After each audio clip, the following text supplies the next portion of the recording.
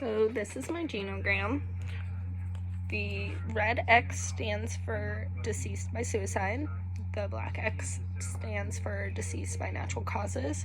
And the purple X stands for deceased by deceased twin, just one twin, not both.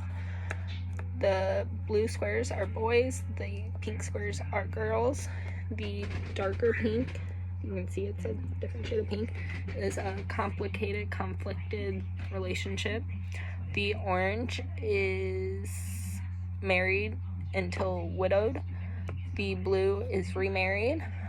Green is adoption in air quotes because I'll explain it when I get there. The brown line is a long distance relationship, and the bluer dot is died before the youngest child was over 18, and then the little triangle stands for part of the LGBTQ club.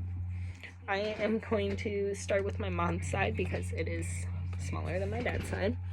But on my mom's side, we have my mom's mom and her dad. They both died before she was 18. Her dad died when she was 12 and her mom died when she was 15. Before they died, they had 3 kids, a boy, my Uncle Dave, a girl, my Aunt Sue, and another girl, my mom.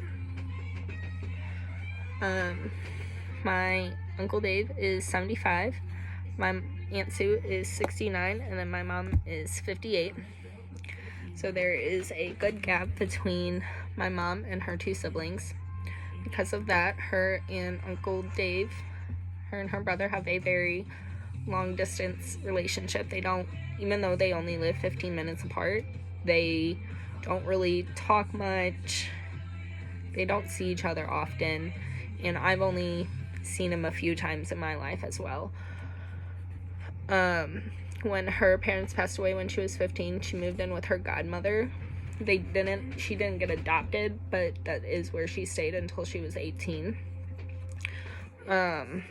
My Uncle Dave had 2 girls and a boy. My Aunt Sue has a girl and a boy. And then my mom had a set of twins.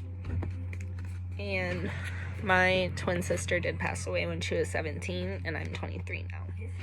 And then for my dad's side, which is significantly bigger, this is my dad's mom, my grandma, and my dad's dad, Grandpa John.